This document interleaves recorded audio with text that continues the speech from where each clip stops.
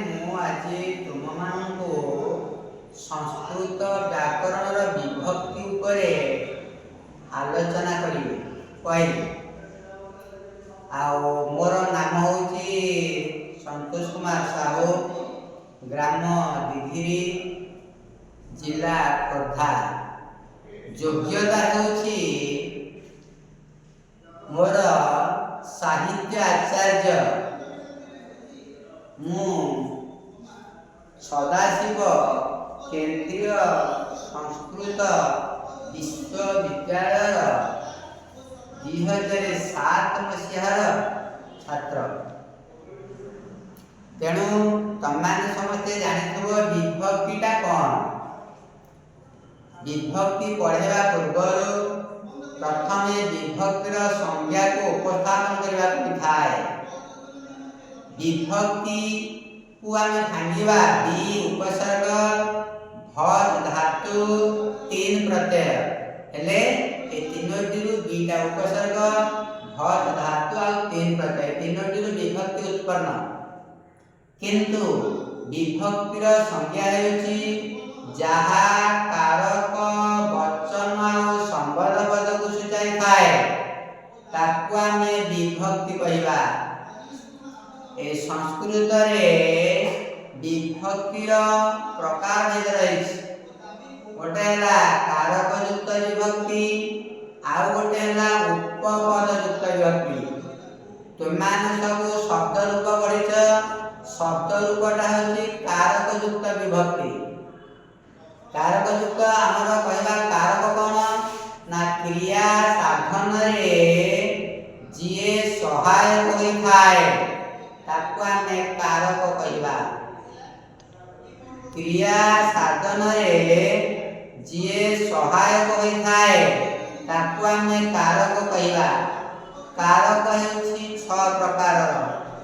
ଗୋଟିଏ ହେଲା କର୍ତ୍ତୃକାରକ, ଦ୍ୱିତୀୟରେ ହେଲା କର୍ମକାରକ, ତୃତୀୟରେ ହେଲା କରଣକାରକ, ଚତୁର୍ଥରେ ହେଲା ସମ୍ପ୍ରଦାନ କାରକ, ପଞ୍ଚମରେ ଅପାଦାନ କାରକ, ଷଷ୍ଠରେ ହେଲା ଅଧିକରଣ କାରକ। ନେକ୍ସଟ ଦେଖିବା କାରକ ପରେ ଆହୁରି ବଚନ ଅଛି। ଯାହା ଦ୍ୱାରା ପ୍ରାଣୀ ବା ଅପ୍ରାଣୀବାଚକ ସଂଖ୍ୟା ଜଣା ପଡ଼େ ତାକୁ ଆମେ ବଚନ କହିବା। ବଚନର ଶ୍ରେଣୀ ବିଭାଗ। ବଚନକୁ 3 ଭାଗରେ ବିଭକ୍ତ କରାଯାଇଛି: ଏକବଚନ, ଦ୍ୱିବଚନ, ବହୁବଚନ। ଏକବଚନ କହିଲେ କ'ଣ ବୁଝ? ଯାହା ଜଣକୁ ବୁଝାଉଥିବ ତାକୁ ଆମେ ଏକବଚନ କହିବା। ଯାହା 2 ଜଣକୁ ବୁଝାଉଥିବ ତାକୁ ଦ୍ୱିବଚନ କହିବା। ଯାହା 2ରୁ ଅଧିକକୁ ବୁଝାଉଥିବ ତାକୁ ଆମେ ବହୁବଚନ କହିବା। ତାପରେ ଆସିବା ସମ୍ବନ୍ଧ ପଦ। କ୍ରିୟା ସାଧନରେ ଯିଏ ସହାୟକ ହୋଇନଥାଏ ତାକୁ ଆମେ ସମ୍ବନ୍ଧ ପଦ କହିବା। ଉଦାହରଣ ସ୍ୱରୂପ ରାମସ୍ୟ ଭଗିନୀ, ଗୋପାଳସ୍ୟ ପୁତ୍ରଃ। ଏଠି କ୍ରିୟା ନାହିଁ, କ୍ରିୟା ସହିତ ସମ୍ପର୍କ ନାହିଁ, ତେଣୁ ସେଇଟା ହେଉଛି ସମ୍ବନ୍ଧ ପଦ। କୋଉଟା ନା ରାମସ୍ୟ। ନେକ୍ସଟ ଦେଖିବା ଆମର ବିଭକ୍ତିର ସବୁ ଜାଣିଲ। ତେଣୁ ବିଭକ୍ତିର ସବୁ ଚିହ୍ନ ରହିଛି। ପ୍ରଥମ ହେତୁର ଚିହ୍ନ ହେଉଛି ଟି, ଟା, ଟିଏ। ଚିହ୍ନ ହେଉଛି ଟି, ଟା, ଟିଏ। ଉଦାହରଣ କହିବି। ଉଦାହରଣ ହେଉଛି ବାଳକଟି, ଗଛଟା, ବହିଟିଏ। ସଂସ୍କୃତରେ କହିଲେ କ'ଣ ହବ? ବାଳକଃ। ଏଇଟା ଅକାରାନ୍ତ ପୁଲ୍ଲିଙ୍ଗ। ଶବ୍ଦ ଶେଷରେ ଯାହା ଉଚ୍ଚାରଣତ୍ଵ ସେଇଟାକୁ ନେଇକି ସେଇ କାରାନ୍ତ ବୋଲି କ'ଣ କୁହାଯାଇଥାଏ। ଆମେ ଦେଖିବା ଦ୍ୱିତୀୟ ହେତୁର ଚିହ୍ନ ହେଉଛି କ'ଣ? ଦ୍ୱିତୀୟ ହେତୁର ଚିହ୍ନ ହେଉଛି ପୁ, ତୁ, ମାନଙ୍କୁ। ଏଇଟା ହେଉଛି ଦ୍ୱିତୀୟ ହେତୁର ଚିହ୍ନ। ତୃତୀୟ ହେତୁର ଚିହ୍ନ ହେଉଛି ରେ, ଦ୍ୱାରା,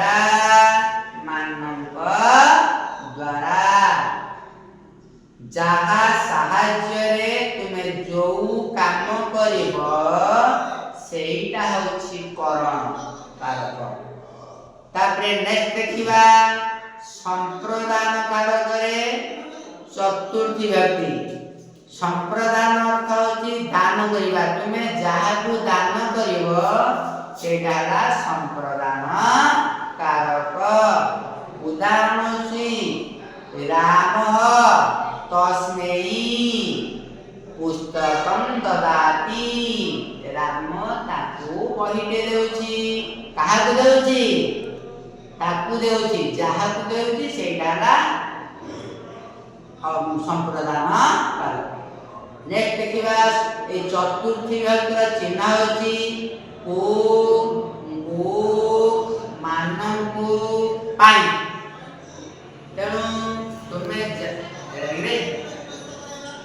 जो जिनसटा जहाँ को दान करिवो सेटा अब संप्रदान कारक बुझिला तो नेक्स्ट देखिबा अपादान कारक अपादान माने कोन अपादान जो जिनसटा गोटे जागा रखिबो सेटा दिछे दे जाउथिबो अलग आउथिबो उदाहरण गछर गोटे फल अछि सेटा जे तळकू खसी गला तेबे गछर फलटा जो खसी गला सेटा ला दिछे तेणु जो जिनसटा जोठो अलग हेकि रहइबो सेटा ला अपादान कारक उदाहरण स्वरूप वृक्षा पत्राणि पतन्ति गछरु पत्र गुड़िक पड़ुछि तेणु कोउतरु गछ गुड़िक पड़ुछि ना गछरु तेणु वृक्षा तरे जो हळद हैला सेटा अब अपादाने पंचमी बुझला तापर हम देखिबा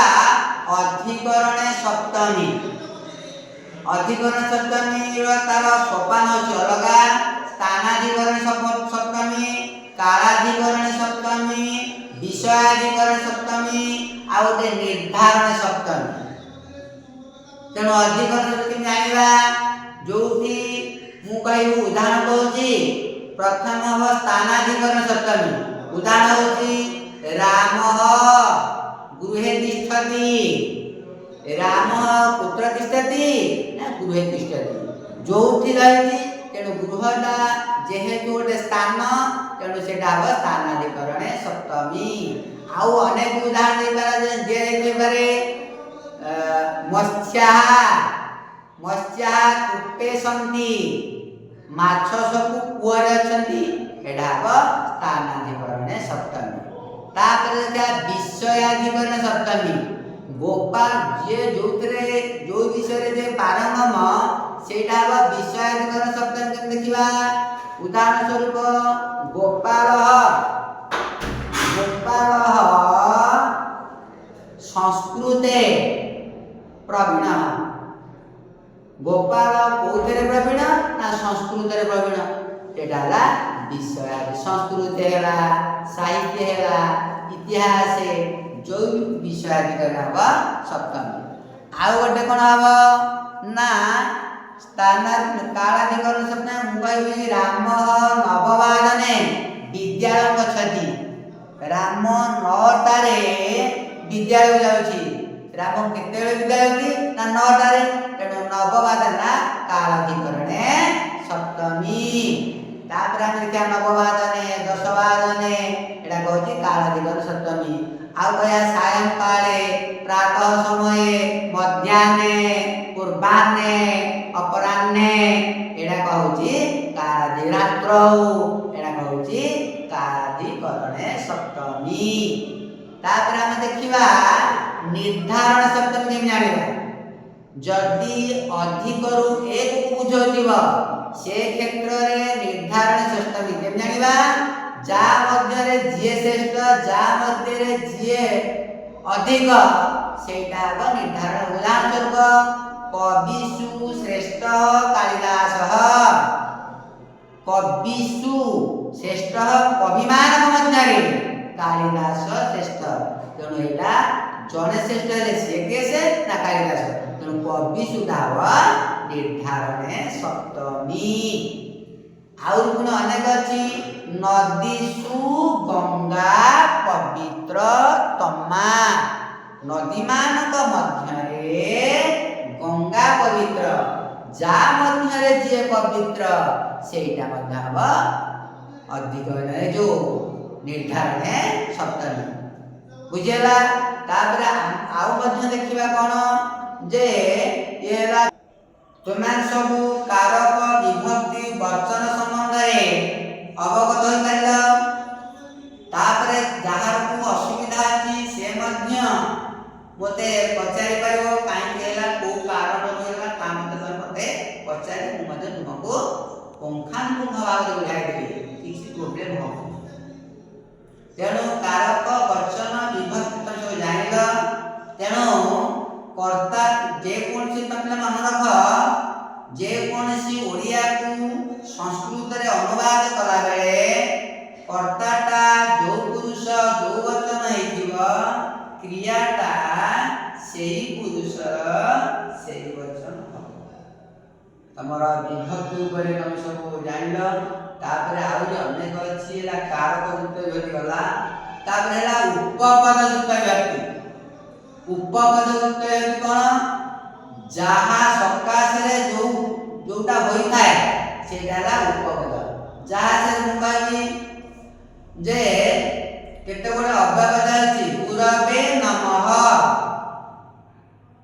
काहे नमस्कार करछ गुरु नमस्कार करछ। तेणु नमःटा होछि उपपदयुक्त विभक्ति। आ गोटे होछि सर्प नकुळात लिभेति साप नेउल को भय करे एटा होछि भयार्थ बोले पंचमी कारण किंतु एटाला उपपद कोटा ना विभेति। आउ मध्य अछि भक्ति ज्ञानाय कल्पते भक्ति ज्ञान सृष्टि थाए। तेणु कल्पते होछि गोटे उपपदयुक्त विभक्ति। जहा सकाशे जो विभक्ति हबो सेटाला उपपदयुक्त विभक्ति बुझेला। पुणे आउ गया अधोद अधोद अध रुते बिना अंतरेण पुर पुरस्तात् पुरत दुई त्रि चतु पंचकृत जुगुसते धी एडा कहउची गोटे उपपदयुक्त विभक्ति। तमान सब बुझि पालो उपपदयुक्त विभक्ति। तापर हम नेक्स्ट क्लास रे तुमको समास विषय रे पढ़ाइबा।